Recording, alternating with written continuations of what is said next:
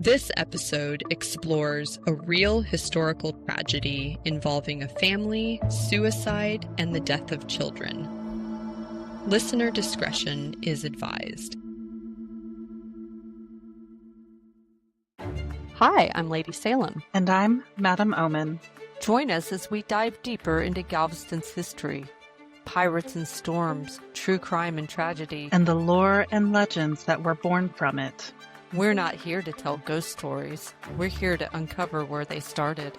And what never fully let go, and who stayed behind. Beyond the past, because history doesn't rest. Hi, I'm Lady Saelym. I moved to Galveston, Texas in July. Now, I visited Galveston off and on through the years, and every time I come here, I always felt like I was leaving something behind or unfinished when I left. Or maybe the island just wasn't done with me. Either way, when I moved here, I decided that I was going to learn everything there was to know about the island. So the first thing I did is I got myself a job as a ghost tour host. Yes, yay, me. But the problem is, once I started researching all the lore, all the events that happened here, I'm obsessed. And because these weren't just ghost stories, they are human stories. And now that I have all this crazy knowledge, I want to share it with everyone. So naturally, I had to drag someone in with me. And that would be me. Yay. I'm Madam Omen. I've always been drawn to what lives under a story. Not just what people whisper, but what is written down, what was witnessed, what's been argued over and reported and repeated. I'm interested in the truth. And when Saelym started sending me dates and names, I knew this wasn't going to be tidy. Because let's face it, Galveston is not a tidy place. No, it is not. It has so many layers about pirates and storms, fire, crime, loss, and reinvention. And when you listen long enough, those layers start talking to each other. So we're here to walk that line with you between history and legend, and between what we know and what we feel. One lantern, shared light, and stories that refuse to stay buried. Welcome to Beyond the Past. Tonight we bring you our first episode, 4 Little Coffins, the Alberti Tragedy. Galveston, Texas, December 1894. The Galveston Daily News describes a small house on the corner of 44th and Winnie Street. Inside, the front room has been cleared, furniture moved aside, curtains drawn. Mirrors are covered with cloth. Neighbors enter quietly. Hats are removed. Voices fall to a murmur. Along the far wall, in a careful line, 4 little coffins. Now, I start here in the story not because it's the beginning, but because I feel like everything else leads to this very moment. It's in stories like this that the ending really isn't the ending. It's the lens. And once you look through it, you don't get to look away from what that night must have felt like inside that house. It's Tuesday night, December 4th. Louis Alberti is closing up his butcher shop next door. He steps into the house for a glass of wine before closing up for the night. It was just another normal evening. Inside, his wife Elise, everyone called Lizzie, has already called the younger children to the table. She pours them each a tiny glass of wine, which is perfectly normal in a German immigrant family. But this time, it wasn't just wine. It had an extra ingredient. It had been mixed with morphine. Now let's stop for a minute to explain something. In 1894, morphine isn't just a whispered substance. It's medicine. It's prescribed for pain and sleeplessness, anxiety, grief, even menstrual cramps. It's sold openly, it's kept in homes, it's familiar. There's no warning labels, no addiction disclaimers, and no skull and crossbones on the bottle. Right? And what I'm about to say next, I am in no way defending or excusing what happened or Lizzie's actions. But the way people viewed morphine, I think it might add perspective to where her mind might have been. Because for many, morphine meant relief, sleep, quiet, or end of suffering. And back at the table, the children drink the wine. Now, Wilhelmina, who's 18, she's in the other room and she's doing her studies, so she actually didn't have any. Emma, who's 15, she takes a sip and must have noticed something wasn't quite right, and she pushes it away. The two younger children are drinking their wine without complaining. Now, while this is happening, Louis is waiting for his glass, so Lizzie pours it, but from a different bottle. As Louis is walking out the door, one of the children remarks that there was poison in the wine. But, having drank the good wine, he told the children that the wine is just fine and returned to the butcher shop. Pause here. A child says, "This is poison." And the response that was given was dismissal, because we're in a time that children should be seen and not heard. The children begin to complain of cramps. Not mild cramps, I'm talking sharp, escalating pain. They cry out even more, the kind of sound that would stop an adult mid-step, because it doesn't belong to play or defiance. The children could not possibly comprehend what's happening to them, only that something hurt and something wasn't right. Little Willie, who's only 4 years old, he collapses to the floor. 8-year-old Lizzie, already suffering herself, attempts to pick her brother up and take him to a bed.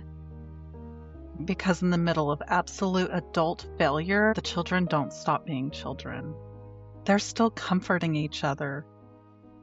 She is 8 years old and she's trying to get her little brother to bed, a place of safety and a place of rest. And she's doing all of this while her own body is shutting down. Unbelievable. And Louis hears the cries from the butcher shop. That's how loud they are. And he immediately returns and he finds the children in pure agony. He asks his wife what she's done. Lizzie just sits quietly and she says, "This is going to give me chills. I put morphine in the wine. It's better for the children this way." That calm, that is the hardest part to understand. It's not a calmness as in peace, it's a calm as in detachment. It's not rage. This is resolve. Well, not only did Louis hear the screams, but the neighbors also heard them screams. And everyone's inside the house watching this play out in disbelief. And by the time the doctor gets there, little Willie's already gone. Ella, who was 10, she dies shortly after. Dora, who was 5, she dies the next morning. Lizzie, she dies at 11:30 a.m. The article simply concludes at the end, and I quote, "This makes 4 dead of the 5 who drank the poison wine." That timeline matters so much because this wasn't quick and it certainly wasn't peaceful. This was a drawn out suffering over hours. And during that suffering, they asked for help. I could not even begin to imagine the guilt that must have plagued Louis. After the deaths, as the city tries to make sense of what happened, the newspaper returns to some earlier details. And this is directly quoted from the paper. Lizzie had made the remark to her husband Sunday last that she was going to give the children a dose of morphine and let them all die together. Wow. This is not even just a tragedy anymore. The warning signs were there. It raises so many questions for me. Indeed. It shakes me up so much that there's so many warning signs, so many that we haven't even unmasked, that I want to scream. As a mother, I want to scream. We listen and we don't judge, right? We listen. We Right? don't judge. We don't, but that was such a very different time. I'm pretty sure I remember reading in one of the articles that he thought she was joking. I mean, There's too many warning signs, especially as we go through the story. yeah. I would encourage anyone that's listening, go look into this. Go dig through the archives because you are going to be amazed at what you find. Mm-hmm. And it's so much different reading it from the newspaper instead of just stories that are handed down. It's the words they use are so, I don't know, without emotion almost. Just these are the facts. Yeah. I mean, let's dive into what the witnesses have to say. Well, witnesses later testified that Lizzie had not been herself for years. And it meant not in ways that we could name today, but in ways that they could explain what they noticed. They described her as quiet, withdrawn, melancholy, prone to long silences, given to spells of sorrows that did not lift. Now, okay, I get it. But the months leading up to 1894, those changes were hard to ignore. Well, hello, there was a reason. She had some major losses, and the newspaper articles give them little more than a footnote. I think it was just a sentence. 10 years earlier, Lizzie had buried her 9-year-old son, Louis, who died of lockjaw.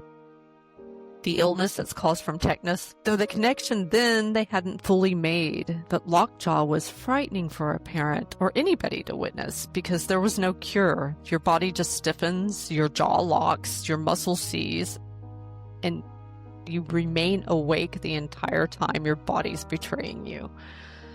So parents couldn't do anything but watch or ease the pain. So a very traumatic death of a child. And then only a few months before these murders, Lizzie had buried her infant daughter, Caroline, who was only a few months from her first birthday. So she's experiencing significant loss. I think back then a woman's job was to put on a smile and take care of the family and push through it. It's not one tragedy then. It's compounding grief. It's, oh my gosh. According to the paper, this was once a woman that was described with the most affectionate disposition. It really says a lot about her mental state. Yeah, it does. Well, and her family notices this too. Like I said, in those days, women were just expected to endure their sorrow and pain and move on. In effort to help steady her, they sent her to her parents' house because it was familiar. She would be surrounded by love, and they thought it might help her get back to herself. And she had actually only been home for a short time before the poisoning. Louis himself had confided in his friends that he was worried about her. So many more warning signs. Just blows my mind. And so this is where the modern listeners are going to feel disconnected from the story because today we know the patterns. We call it an escalation. Back then, we didn't have the mental health language that we do now. We didn't have therapy. I don't know, we might have. Maybe. But not like today. And back then, we didn't have that kind of support. They had hope. But I mean, hope by itself is not a plan. Not at all. Lizzie is not even tried for murder. She is charged with lunacy. It wasn't a diagnosis so much as an admission that something was wrong with her. I think they just didn't know what to call it. She's taken first to the county jail, but then she's transferred to San Antonio. And she spends the next few years in places called hospitals, asylums, homes for the insane. But here's the kicker. Doctors think she might recover. But in recovery, in this case, I feel like that is a very complicated word. How does one recover from that? What does that even mean here? Mm-hmm. The paper suggested that if her mind would clear, memory would return. And memory after something like this was something that her family feared more than her actual illness. So here's my thought. What does memory have to do with any of it? Because if you think about it, in all instances, she was asked, even the morning that she was at the jail, she told them her only regret was that she didn't drink the wine with the children. So Yeah, it's not a memory to me, no, from anyway. what I'm reading, she consistently says, "Hey, I'm going to poison the kids. Right. I poisoned the kids. My only regret is I didn't poison myself, not I regret that I poisoned my kids." Right. And we have to bear in mind that she's clearly not in an optimal state of mind to even be seeing the rationalization of all of this, but Yeah, I noticed they did bring up memory a lot. They were worried about the memory. I don't think she forgot. I think she knew to a degree what she was doing. Mm-hmm.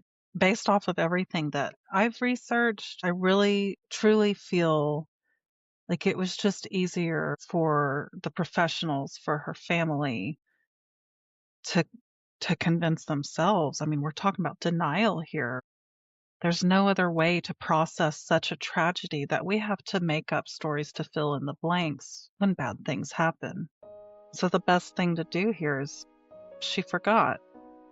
I don't think she ever forgot.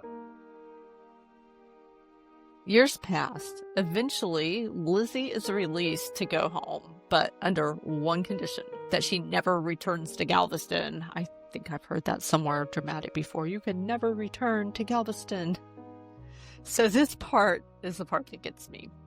Lewis, her husband, is still with her. He has stood by her. He sells everything, the house, the business, the life they built on 44th and Winnie, and he moves to San Antonio with their youngest surviving daughter, Emma, and brings his wife home. I'm just so flabbergasted. I'm not laughing because it's funny. I don't know what an appropriate reaction to this is. I mean, good for him as a husband, but what about a father?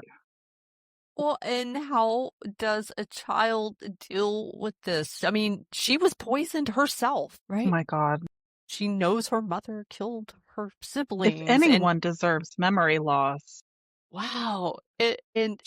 Yeah, Emma should have been the one with the memory loss. I think that would have been so much easier. I think so too. Forgetting that entire night and just. Yeah, So. Well, according to the reports, Lizzie also does the housekeeping, cooks. No. Sorry, but I am not putting anything in my mouth that woman prepares. Oh my God. And I'm pretty sure her kids don't want to either. Emma, poor little Emma. But she tends home, and Lewis later tells a reporter that in the face of every child, she saw one of her own slain darlings. And she never escaped what she did to them. Yikes. The sentence gets offered like closure, but it isn't. It isn't. It tells us she remembered. Because memory loss, that's not, in a sense, that doesn't absolve you of your sins. It's just what followed. Right. One night, years later, Lizzie appears calm. She goes to bed as normal, but Lewis wakes up to hear the sound of her gasping. Morphine is later found hidden by a sewing box. So in the end, she used the same substance and received that same quiet promise that she felt she was offering her kids, and she dies before help arrived. This time, Lizzie Alberti's body is brought back to Galveston by train. The island that she wasn't allowed to return to while she was alive, back to the house on 44th and Winnie one last time. And then, and this one surprises me, she was buried with her children. And I don't know about you, but I don't think I've ever heard of a case where a murderer has been buried with their victims. No, that isn't common, not even then. A woman responsible for her children's death and buried with them together? I don't know how to hold all of that. Me either. Everything in me expects separation, lines, distance, boundaries. Right? But this isn't now. This is then. And whatever made that choice, it still doesn't sit right. For me, I mean, it raises a ton of questions. Was it financial? Was it money? Because the Alberti family, they weren't very wealthy, and burial plots were extremely expensive. So if the family plot perhaps was already paid for, maybe it was just financial. Or, you know what? Maybe Lewis is like the ultimate man and held to his vows till the last minute. I mean, or maybe it's just overall denial or a refusal to let that story end in hatred, because the town never called her a monster. The papers don't use that language. They describe grief, decline, lunacy, and then just nothing, silence. Yeah, I couldn't find anything after a few years. It's like the story just kind of disappeared. Now, the Alberti family rests in the Galveston Old Cemetery. It's a city cemetery. Now, some say the area feels unsettled, not in a way that startles, but in a way that lingers, as though something is just left unresolved. I've heard that some say the air feels heavier near the plot. Others mention a sudden quiet, like the sound pulls back. And a few talk about hearing what they describe as children's voices being carried in the wind. Not screaming, I know. Not crying, just present. Sometimes a place is heavy because it remembers. Or maybe the story just doesn't want to be forgotten. Some tragedies don't haunt places, they haunt decisions. This one was a decision made in exhaustion, in desperation, in love and forgiveness, in fear and denial, in a time that we didn't know what to do with what we were seeing. So here's to Ella, Lizzie, Dora, and Willie, and the two who came before them. May they forever rest in peace. This has been Beyond the Past. Stay with us next week as we dive into the moved, forgotten, and the left behind. Until next time, we'll keep the lantern lit.